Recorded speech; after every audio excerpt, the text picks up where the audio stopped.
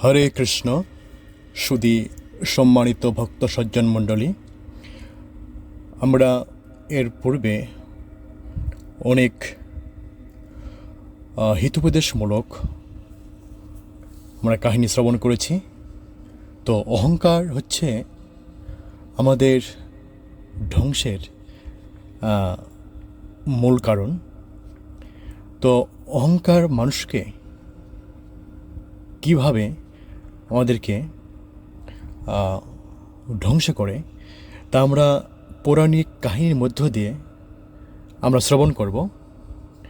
তো আজকের অধ্যায় হলো দেবরাজ ইন্দ্রের দর্প চূর্ণ।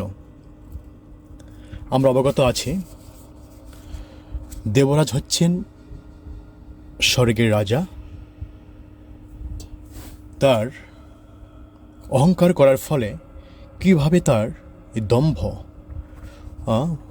চূর্ণ করেছিলেন ভগবান শ্রীকৃষ্ণ, তা একটি নীলার মধ্য দিয়ে আমরা শ্রবণ করব। মিথ্যা অহংকার খুব খারাপ জিনিস। কখনো কোনো কিছুর জন্য অহংকার করতে নেই। যারা আসরিক ভাবাপন্ন তাদের মধ্যেই এই মিথ্যা ভাবটি বেশি থাকে। কিন্তু অনেক সময় অসুর ছাড়াও দেবতা ও অন্যান্যদের মধ্যেও যারা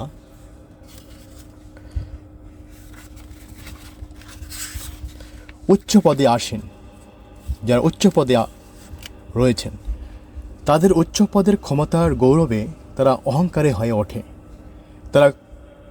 তারা তখন ভুলে যায় যে প্রকৃতপক্ষে তারা হচ্ছে পরমেশ্বর ভগবান কৃষ্ণের দাস। তারা সকলেই ভগবানের অধীন। দেবরাজ ইন্দ্রের একবার এরকমই অবস্থা হয়েছিল। আমাদের খাদ্যদ্রব্য উৎপাদন বা কৃষিকাজের জন্য বৃষ্টির জলের প্রয়োজন, আর সেই বৃষ্টির জলের জন্য আমাদের মেঘের উপর নির্ভর করতে হয়। মেঘেরা হচ্ছে ইন্দ্রের প্রতিনিধি। তাই ইন্দ্রের সন্তুষ্টি বিধান জন্য যজ্ঞ করা প্রথা পূর্বেই বৃন্দাবনে ছিল। কিন্তু সর্বজ্ঞ কৃষ্ণ বুঝতে পেরেছিলেন যে পদ মর্যাদার ক্ষমতার গর্বী হয়ে ইন্দ্র শ্রীকৃষ্ণ যে পরমেশ্বর ভগবান সে কথা ভুলে গেছে। ইন্দ্র ভুলে গেছে যে দেবদেবীদের সকল দায়িত্ব ও ক্ষমতা কৃষ্ণই অনুমোদন করেন। শ্রীকৃষ্ণ তাই ইন্দ্রের এই বিভ্রান্তি ও অহংকার দূরীভূত করার জন্য এক লীলার আয়োজন করলেন। একদিন শ্রীকৃষ্ণ ও বলরাম দেখলেন যে বৃন্দাবনের গোপগণ দেবরাজ ইন্দ্রের সন্তুষ্টি বিধানের জন্য এক বিরাট যজ্ঞের আয়োজন করেছেন। যদিও সর্বজ্ঞ পরমেশ্বর ভগবান শ্রীকৃষ্ণের নিভৃত পরিকল্পনা ক্রমেই এই ইন্দ্র যজ্ঞের আয়োজন হয়েছিল, কিন্তু তবুও সৌজন্যতার বশে বৃন্দাবনের এক বালকরূপে শ্রীকৃষ্ণ বিনম্র শ্রদ্ধা সঙ্গে নন্দ মহারাজ ও অন্যান্য বয়স্ক গোপদের জিজ্ঞাসা করলেন, এটা কিসের আয়োজন করা হচ্ছে? নন্দ মহারাজ প্রথমে মনে করছিলেন যেহেতু কৃষ্ণ একজন শিশু, তাই সে এই যজ্ঞ অনুষ্ঠানের জটিলতা ও প্রয়োজনীয়তা বুঝতে পারবে না। নন্দ মহারাজ তাই কৃষ্ণকে কিছু উত্তর দিতে চাননি।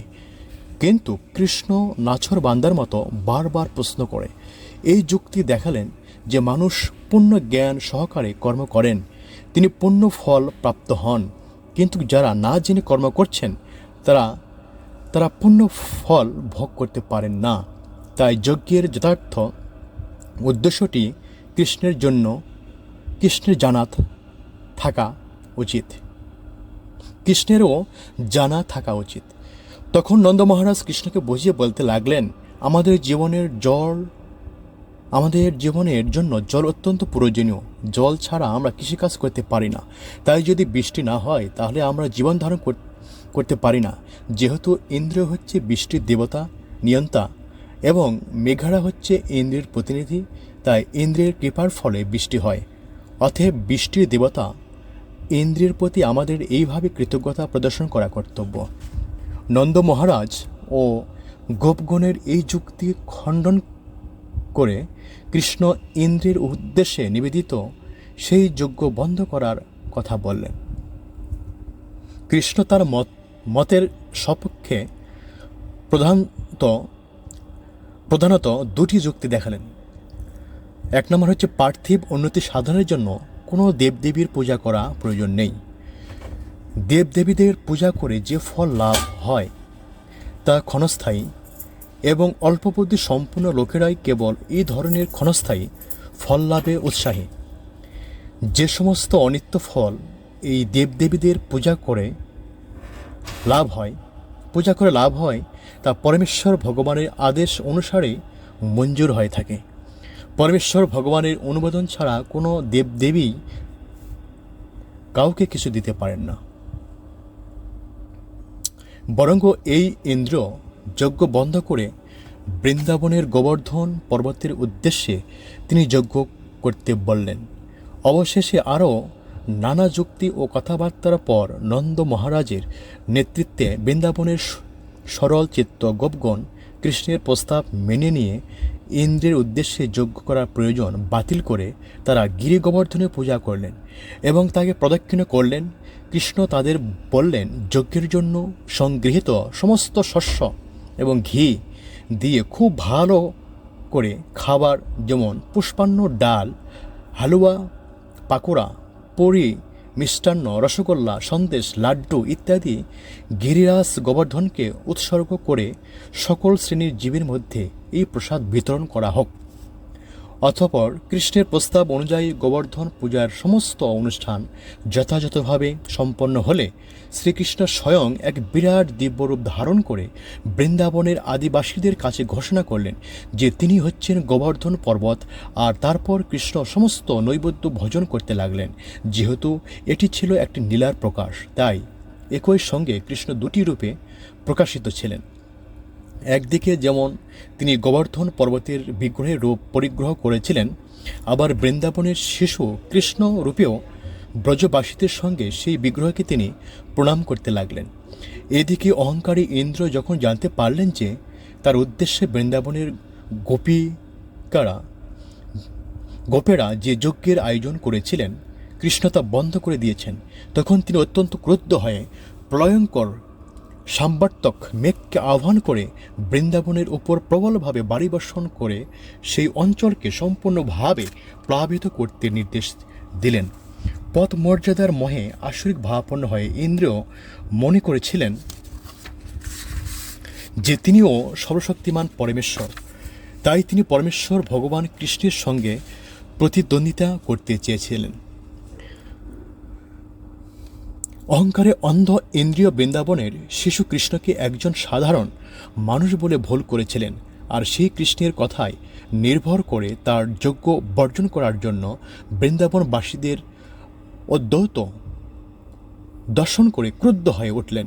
যাই হোক, দেবরাজ ইন্দ্র কর্তৃক আদিষ্ট হয়ে ভয়ঙ্কর সমস্ত মেঘেরা বৃন্দাবনের উপর এসে উপস্থিত হলো এবং তাদের সমস্ত শক্তি দিয়ে প্রবলভাবে বাড়ি বর্ষণ করতে লাগলো। স্তম্ভের মতো স্থূল জলরাশি আবিরাম বর্ষিত হওয়ার ফলে বৃন্দাবনের সমস্ত ভূমি প্লাবিত হয়ে গেল, আর বোঝার উপায় রইল না ভূমি কোথায় নিচু আর কোথায় উঁচু। নিরন্তর বিদ্যুৎ চমকাচ্ছিল, বজ্রপাত হচ্ছিল, আর প্রচণ্ড বেগে বায়ু বইছিল। পরিস্থিতি ধীরে ধীরে ভয়ঙ্কর হয়ে উঠতে লাগলো। দারুণ শীতের বৃন্দাবনের প্রতিটি প্রাণী থরথর করে কাঁপতে লাগলো। সেই এক প্রলয়ঙ্কর অবস্থা। তখন বৃন্দাবনের সকল আদিবাসীরা শ্রীকৃষ্ণের কাছে প্রার্থনা করতে লাগলেন, হে কৃষ্ণ, ক্রুদ্ধ ইন্দ্রের দ্বারা আমরা উত্ত্যক্ত হচ্ছি, কৃপা করে এখন তুমি আমাদের রক্ষা করো। কৃষ্ণ বুঝতে পারলেন যে অহংকার ইন্দ্রিয় যজ্ঞের সম্মান থেকে বঞ্চিত হওয়ার ফলে নিজেকে সর্বশক্তিমান মনে করে তার শক্তি প্রদর্শন করছে। পরমেশ্বর ভগবান কৃষ্ণ তখন ঠিক করলেন এই ব্রহ্মাণ্ড পরিচালনার কাজে ইন্দ্র যে সর্বেশ্বর নয়, সেই শিক্ষা তিনি এবার ইন্দ্রকে প্রদান করবেন এবং ইন্দ্রের পথমর্যাদার শক্তির দর্প এবার চূর্ণ করবেন। সেই সঙ্গে কৃষ্ণ এও ভাবলেন, বৃন্দাবনের শুদ্ধ ভক্তরা এখন সর্বতোভাবে আমার কৃপার উপর নির্ভর করে আছে এবং আমিও তাদের আমার আশ্রয় গ্রহণ করব। তাই এখন আমি তাদের আমার যোগমায়ার প্রভাবে রক্ষা করব। মনে মনে এই ভেবে চিন্তা করে ঠিক যেভাবে একটি শিশু মাটি থেকে একটি ব্যাঙের ছাতাকে ঊর্ধ্বে তুলে ধরে, সেইভাবে গোবর্ধন পর্বতকে তুলে ধরলেন। তারপর বৃন্দাবনবাসীদের সম্বোধন করে বললেন, হে মাতা, হে পিতা, হে বৃন্দাবনবাসীগণ, তোমরা সকলেই তোমাদের ধনের সঙ্গে নিশ্চিন্তে এই ছাতার মধ্যে তুলে ধরা গোবর্ধন পর্বতের নিচে এসে দাঁড়াও। আমার হাত থেকে এই পর্বত পড়ে যাবে না মনে করে ভয় পেও না। প্রবল বর্ষণ ও ঝঙ্কায় ঝড়ো হয়, তোমরা অত্যন্ত দুর্দশার মধ্যে পড়েছ, তাই আমি এই পর্বত তুলে ধরেছি, যা এক বিরাট ছাতার মতো এই দুর্যোগ থেকে তোমাদের রক্ষা করবে। বাম হাতের কড়ে আঙ্গুলের উপর কৃষ্ণকে সেই বিরাট গোবর্ধন পর্বতকে ধারণ করতে দেখে ব্রজবাসীগণ বিস্মিত হয়েছিলেন। পরম শক্তিমত্তা দর্শন করে এবং তার কাছ থেকে আশ্বাস প্রাপ্ত হয়ে বৃন্দাবনের পশু পাখি কীট পতঙ্গ মানুষ সহ সকল জীবরা সেই বিরাট পর্বতের নিচে আশ্রয় গ্রহণ করলেন। কৃষ্ণ এইভাবে ক্রমান্বয়ে 1 সপ্তাহকাল সেই পর্বত ধারণ করে থাকলে পর তার এই অলৌকিক শক্তি দর্শন করে দেবরাজ ইন্দ্র বিস্ময়ে হতবাক হয়ে পড়লেন। তিনি তৎক্ষণাৎ তার মেঘদের নিবারিত করলেন। আকাশ আবার মেঘমুক্ত হয়ে সূর্য উদয় হলো। ঝড় ও বায়ু আর থাকলো না।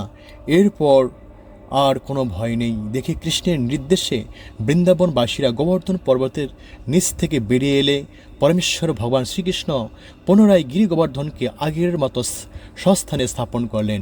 এদিকে দেবরাজ ইন্দ্র ইতিমধ্যে বুঝতে পেরেছিলেন যে নিজ পদমর্যাদার অহংকারে নিজেকে পরম ক্ষমতাবান মনে করে তিনি শ্রীকৃষ্ণের চরণে মস্ত বড় অপরাধ করে ফেলেছেন।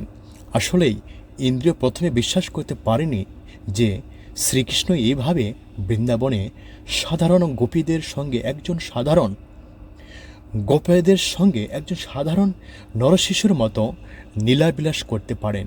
তাই কৃষ্ণ ইন্দ্রের যজ্ঞ বন্ধ করায় ইন্দ্র ক্রুদ্ধ হয়ে নিজেকে এক ব্রহ্মাণ্ডের সর্বেসর্বা মনে করেছিলেন। কিন্তু কৃষ্ণ এই ঘটনার মধ্য দিয়ে তার দর্প চূর্ণ করলে পর তিনি যখন বুঝতে পারলেন যে তিনি প্রভু নন, তিনি কৃষ্ণের ভৃত্য মাত্র দাস, তখন তিনি নির্জনে কৃষ্ণের সামনে এসে শ্রীকৃষ্ণের শ্রীপাদ পদ্মে তার সূর্যের মতো দীপ্তিময় মুকুট সহ পতিত হয়ে ক্ষমা প্রার্থনা করলেন, তার স্তব প্রার্থনা করতে লাগলেন। এইভাবে ইন্দ্র তার দর্পণচূর্ণ হয়েছিল। আমরা এই সুন্দর নীলা কাহিনীর মধ্য দিয়ে আমরা শিক্ষা লাভ করলাম। হরে কৃষ্ণ। সকলকে ধন্যবাদ এতক্ষণ সঙ্গে থাকার জন্য।